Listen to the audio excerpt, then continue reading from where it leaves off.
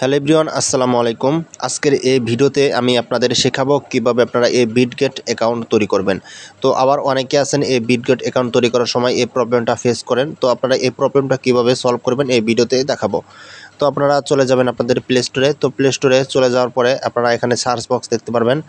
তো সার্চ বক্সে একটা টাচ করবেন, তারপরে আবার উপরে সার্চ বক্সে টাচ করবেন, তারপরে এখানে লিখবেন বিটগেট, অর্থাৎ আপনাদের কিন্তু বিটগেট অফিসিয়াল অ্যাপ্লিকেশনটা যেটা রয়েছে সেটা কিন্তু এখান থেকে প্লে স্টোর থেকে সার্চ করে আপনাদের ইনস্টল করে দিতে হবে।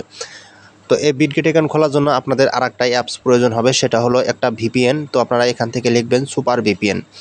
তো এই যেখানে আমি লিখে দেবো সুপার ভিপিএন, তো আপনাদের সার্চ করব।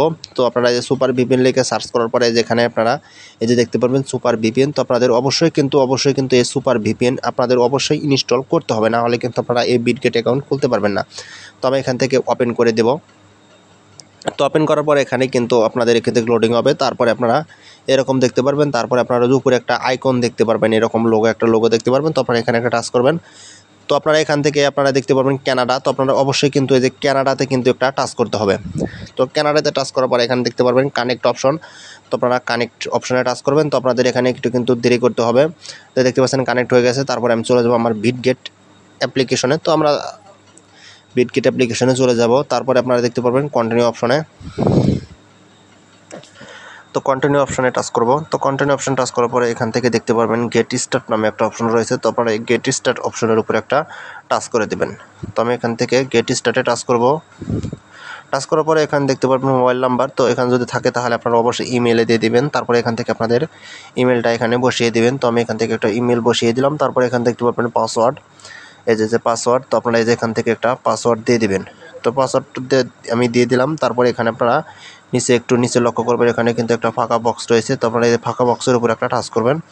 তো এখানে টাচ করার পরে আপনারা দেখতে পারবেন ক্রিয়েট অ্যাকাউন্ট। তো আপনারা ক্রিয়েট অ্যাকাউন্টের উপর একটা টাচ করবেন।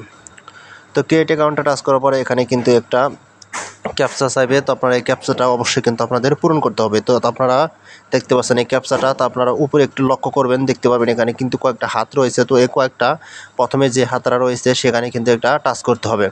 তো প্রথমে যেটা রয়েছে, তারপরে যেটা রয়েছে, তারপরে এটা রয়েছে, তারপরে এখান থেকে আমি ওকে করে দেব।